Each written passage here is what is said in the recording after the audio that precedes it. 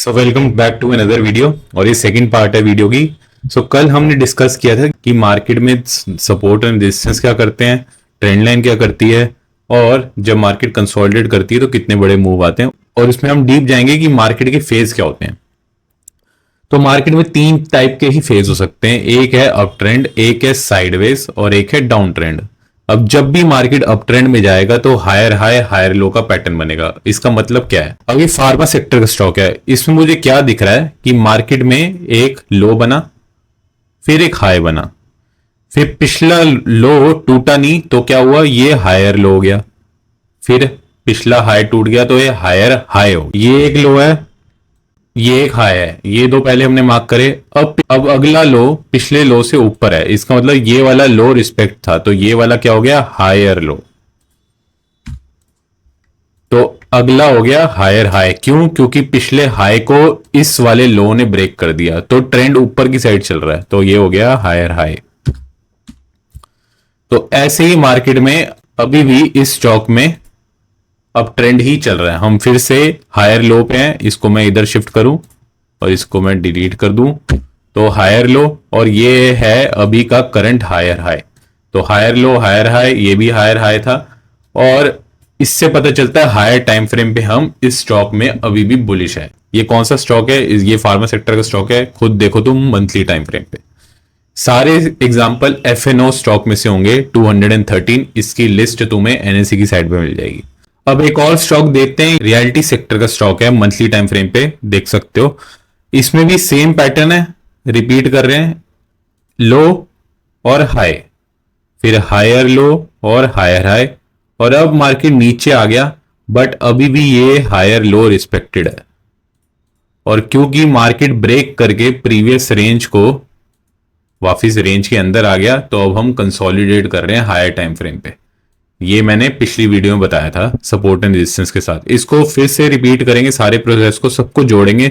But अभी ये देखो कि हायर टाइम फ्रेम पे हम इस स्टॉक में कर क्या रहे हैं, क्योंकि ये वाला हायर लो ने हायर हाई बनाया है और वापस मार्केट पिछले हायर लो के रेंज अंदर आ गया, तो अभी हम कंसोलिडेशन में है हायर टाइम फ्रेम में। लोअर टाइम फ्रेम कुछ भी करे वो हम जाएंगे जब हम इंट्राडे या स्विंग की बात करेंगे। अब देखते हैं डाउन ट्रेंड, फिर देखेंगे साइडवेज मार्केट क्या होती है। साइडवेज मार्केट का इंडिकेशन मैंने यही दे दिया, बट उसको मैं बताऊंगा कि अभी किस स्टॉक में कितनी कंसोलिडेशन चल रही है, वो पता कैसे चलता है। ये केमिकल सेक्टर का स्टॉक है, यहां पे हमने हायर लो बनाया और ये वाला प्रीवियस हायर हाई था। तो हम अगर मार्क करें तो हम कैसे मार्क करेंगे कि ये वाला हायर लो, ये वाला हायर हाई, ये वाले को भी हम हायर हाई मार्क कर देंगे क्योंकि प्रीवियस हायर हाई है। इसको हमने तोड़ा तो नेक्स्ट हायर है यहां बन गया, ये हायर लो है। अब जब तक ये प्रोटेक्टेड था तब तक तो ठीक था, मगर मार्केट का ट्रेंड कब से चेंज हुआ, ये वाला हायर लो जैसी ब्रेक हो गया तो क्या हुआ, अब ये हो गया लोअर हाई। क्यों? क्योंकि इस वाले हाई से ये कम है तो ये वाला लोअर हाई हो गया, और क्योंकि प्रीवियस लो को ये ब्रेक कर चुका है तो अब हम अगला जब भी बनेगा उसको हम कह देंगे लोअर लो। तो यहां पे ट्रेंड हो गया शिफ्ट, तो अब मार्केट जा रहा है नीचे। इसको तुम छोटे टाइम फ्रेम पे भी देखोगे तो क्या हो रहा है, लोअर हाई लोअर लो लोअर हाई लोअर लो लोअर हाई लोअर लो लोअर हाई लोअर लो। ये देखो ट्रेंड डाउन ट्रेंड है। हायर टाइम फ्रेम भी हम डाउन ट्रेंड पे है, लोअर टाइम फ्रेम पे भी हम डाउन ट्रेंड पे है। ये डेली का टाइम फ्रेम था, जो मैंने प्रीवियस एग्जांपल बताया वो वीकली का टाइम फ्रेम था, और एक केमिकल सेक्टर का स्टॉक है। केमिकल सेक्टर में 5 स्टॉक है, तो आइडेंटिफाई करके बताओ कि एफएनओ में कौन सा स्टॉक है ये। अब साइडवेज मार्केट क्या होती है, सबसे इंपॉर्टेंट। तो एक टाइम आता है जब मार्केट में हायर हाई हायर लो या लोअर हाई लोअर लो बनते बनते, जिसको हम ट्रेंड भी कहते हैं, उससे मार्केट साइडवेज हो जाता है। अभी क्या हो रहा था, हायर हाई हायर लो बन रहा था, ठीक है, हमने ये वाला लो ब्रेक कर दिया। जैसे ही लो ब्रेक करा मार्केट वापस उस लो के अंदर आ गया, जो मैंने कल की वीडियो में बताया था। तो क्या हो गया, ये पूरी रेंज बन गई है और अब मार्केट करेगा कंसोलिडेट। कल मैंने ये बात डेली टाइम फ्रेम में बताई थी और अब बता रहा हूं वीकली टाइम फ्रेम पे। ये कैपिटल मार्केट का स्टॉक है वीकली टाइम फ्रेम पे। अभी ये कॉन्टिन्यूसली कंसोलिडेट करता ही जा रहा है। तो बताओ कि जब मार्केट ट्रेंड करेगा तब अच्छी अपॉर्चुनिटी मिलेगी या जब मार्केट साइडवेज होगा तब? इसको देख के क्लियरली क्या लग रहा है कि अगर मैं सब कुछ लीड करूं तो जब मार्केट ऐसे जा रहा था ना, तब तो बहुत अच्छी अपॉर्चुनिटी मिल रही थी। स्विंग में एंटर कर सकते थे, ब्रेक करते, रीटेस्ट में एंट्री करते, जिन लोगों को ट्रेडिंग थोड़ी बहुत आती है, हम डिस्कस करेंगे डिटेल में। बट अगर इस रेंज में हम ट्रेड करते, जब इसका लो ब्रेक हो गया वापस रेंज में आ गया था, इसका मतलब ये मार्केट अब साइडवेज हो चुकी है। अब इसमें अपॉर्चुनिटी स्विंग के लिए तो नहीं मिलेगी, क्योंकि ये वीकली टाइम फ्रेम है, हमें डेली में जाना पड़ेगा। डेली में भी इतनी कोई अपॉर्चुनिटी मिल रही तो इसमें इंट्राडे में ट्रेड मिल सकता है, बट स्विंग में शॉर्ट टर्म में कोई ट्रेड अपॉर्चुनिटी नहीं है, क्योंकि मार्केट बहुत साइडवेज है। अब इसमें कर क्या रहा है यही नहीं पता। तो ये होते हैं तीन ही फेज मार्केट के, जब मार्केट ट्रेंड कर रहा है अप साइड पे या डाउन साइड पे, या मार्केट चल रहा है साइडवेज। तीनों के मैंने एग्जांपल बताए। अब इसको और डिटेल में जाते हैं। अब एक थ्योरी है वाइकॉफ, इसको नाम से ले जाने की कोई कोशिश मत करना, कोई जरूरत नहीं है, सीधा ध्यान से देखना जो मैं बता रहा हूं। तो अगर मान लो मैं एक बायर हूं और तुम एक सेलर हो, तो हमको एक करेक्ट प्राइस पे आना पड़ेगा, ताकि मुझे जो चीज खरीदनी है और तुम्हें जो चीज बेचनी है वो दोनों को फेवर करे। फॉर एग्जाम्पल, अगर मुझे टमाटर लेने हैं तो मुझे 40 रुपए के टमाटर खरीदने हैं, सेलर बेच रहा है 50 रुपए के, तो मेरे लिए यह है कि यार वो 45 तक आ जाएगा, वो 45 तक आ जाएगा तो भी मैं खरीद लूंगा, और सेलर भी ये चाह रहा है कि मुझे तो बेचना है, 45 तक आएगा तो मैं खरीद लूंगा। तो जब तक ये प्राइस मैच नहीं हो रहा तब तक हम करते रहते हैं कंसोलिडेट। क्यों? क्योंकि दोनों बायर एंड सेलर एक वैल्यू एरिया ढूंढ रहे हैं कि कहां पे एक करेक्ट प्राइस है स्टॉक का।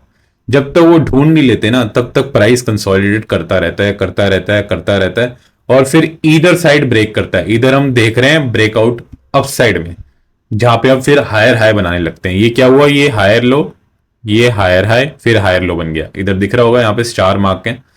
तो इधर क्या हुआ, जब प्राइस मिल गया और हमें एक करेक्ट प्राइस मिल चुका है कि ये एक वैल्यू एरिया था, तो अब क्या हुआ, मार्केट अपसाइड पे जाएगा कि अब इसकी वैल्यू हमने ढूंढ ली है, जहां से हमको जिस सेलर को लॉस में बेचना था पहले वो बेच चुका है, और नए बायर जिनको लगता है कि इस प्रोडक्ट का प्राइस या स्टॉक का प्राइस ऊपर जाना चाहिए, तो वो हावी हो चुका है, तो अब मार्केट ऊपर जा रहा है। तो ये फेज होता है एक्यूमुलेशन फेज।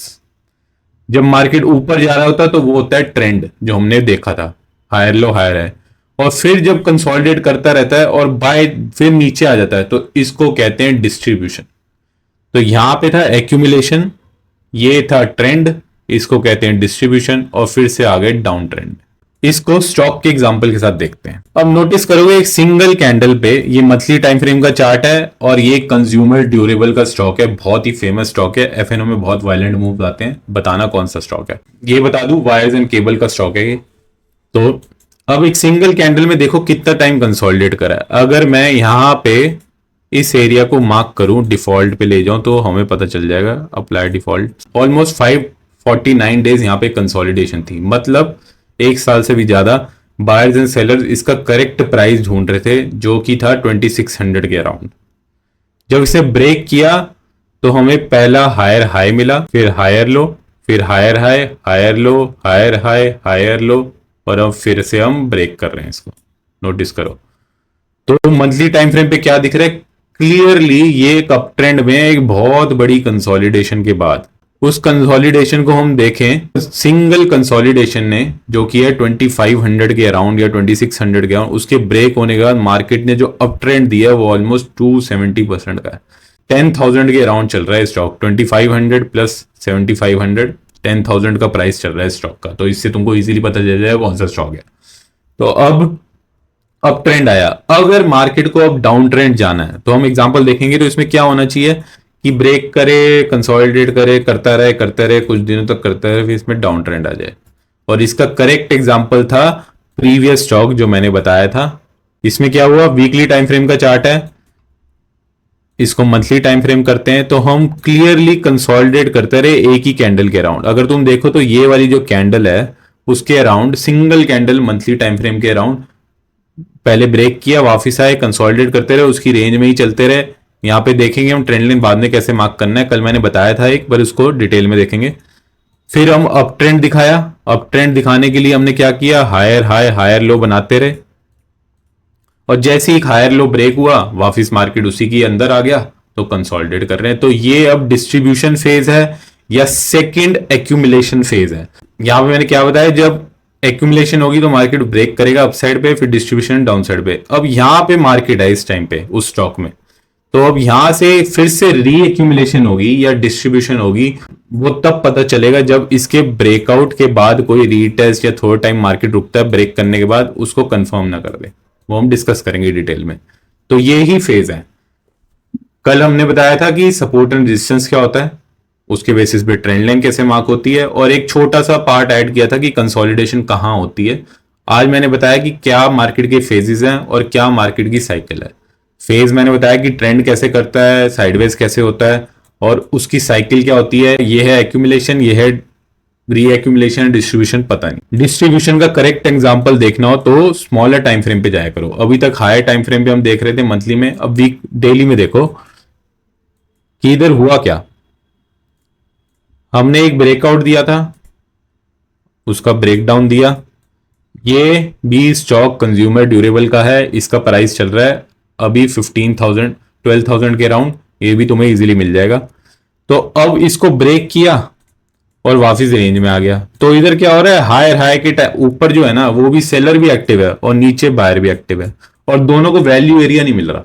तो वैल्यू एरिया दोनों को नहीं मिल रहा, तो दोनों कंसोलिडेट करके एक साइड पे जब उन्होंने ब्रेक किया ना, तो डाउन साइड का मूव इतना फास्ट आया कि यहां पे ब्रेक किया, लोअर लो, लोअर हाई, लोअर लो, लोअर हाई, लोअर लो, लोअर हाई, लोअर लो, और अब हम लोअर लो के अराउंड ही फिर से वापस रेंज में आ गए। तो इसलिए कर रहे हैं कंसोलिडेट, और अब ब्रेक करा तो वापस ऊपर जा रहे हैं। तो यहाँ पे सारे फेज मिल गए। यहाँ पे हमने डिस्ट्रीब्यूशन फेज देखा, यहाँ पे डिस्ट्रीब्यूशन फेज, फिर डाउन ट्रेंड, फिर अभी एक्यूमुलेशन हो रही है स्मॉलर टाइम फ्रेम पे, अब ब्रेकआउट आ गया। अब लास्ट कॉन्सेप्ट देखते हैं आज की वीडियो के लिए कि इसके बेसिस पे ट्रेंड लाइन कैसे ड्रॉ करें। तो कल हमने बताया था कि ट्रेंड लाइन कैसे ड्रॉ करनी है, अब क्लियर और हो जाएगा। जैसे ही हमने लोअर हाई लोअर लो के पैटर्न देख रहे हैं, तो हम उधर से ट्रेंड लाइन मार्क करेंगे।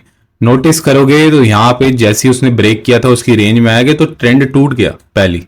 पर ट्रेंड कंफर्म कब हुआ, जब ट्रेंड ने यहां पे पिछले लोअर हाई को ब्रेक करके उसको हायर हाई में कन्वर्ट कर दिया। कैसे पता चला, यहां पे हम ट्रेंड लाइन देखें तो मार्क करेंगे, जिस स्विंग हाई ने, जिसको हम हायर हाई भी कहते हैं, इधर ब्रेक किया ना प्रीवियस लोअर हाई, उधर से ट्रेंड लाइन कंफर्म हो गई। अब जब तक मार्केट इसके ऊपर है ना, तो ये ऊपर ही जाता रहेगा, ये स्टॉक ऊपर ही जाता रहेगा।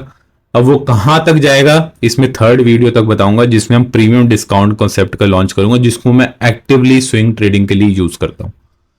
तो इस एग्जांपल से तुम किसी भी चार्ट को देखो, बस इस चार कॉन्सेप्ट को ध्यान रखो। Support and resistance, trend line, swing high swing low क्या होते हैं, जिसको हम ट्रेंड भी कहते हैं, साइडवेज मार्केट होती है तो क्या होता है, और कौन सी साइकिल में है, डिस्ट्रीब्यूशन, एक्यूमुलेशन। और इन सब के बेसिस पे हमने कैसे देखनी कि कब मार्केट कंसोलिडेट करेगा और कब ट्रेंड में आएगा, जो मैंने कल भी बताया और आज भी एग्जांपल देके बताया कि जब भी मार्केट ब्रेक करके वापस उसकी रेंज में आ जाए ना, तो थोड़ा टाइम मार्केट रुकता है। तो if you like this video, like share subscribe करना, कमेंट कर देना अगर तुम्हें इंटरेस्टेड हो और इसको डिटेल में जानने के लिए, और कुछ भी अच्छा लगा हो तो अपने फ्रेंड के साथ भी शेयर करो, ताकि मुझे भी इंकरेजमेंट मिले दूसरी और वीडियोस जानने के लिए।